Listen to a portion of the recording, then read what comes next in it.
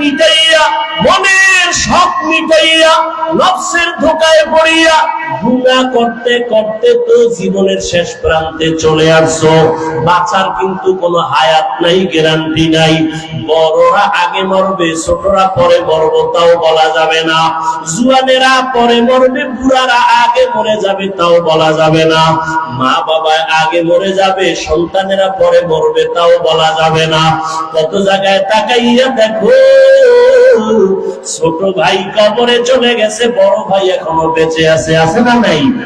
কত বুড়ারা এখনো আছে সুস্থ, কিন্তু যুবক মানুষ অসুস্থ।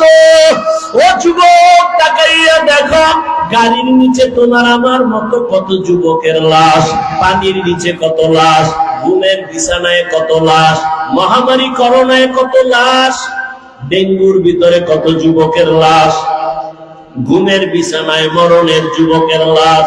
কয়দিনের বাঁচবারে বাবা, মনের সব মিটাইয়া গুনাহ তো কম করো নাই। মনে চাইছে নামাজ পড়বা না, কতবার নামাজ ছাড়লা। মনে চাইছে দাড়ি রাখবা না, রাখো নাই।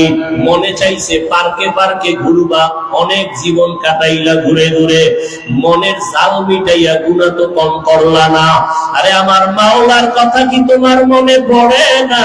রহমতের নবীর কথা কি তোমার অন্তরে আসে না? উলামায়ে কেরামের বয়ান কি তোমার অন্তরে ধাক্কা লাগায় না?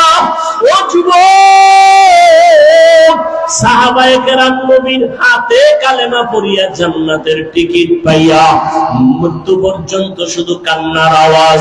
আল্লাহর আদালতে কেমনে দাঁড়াইয়া জবাব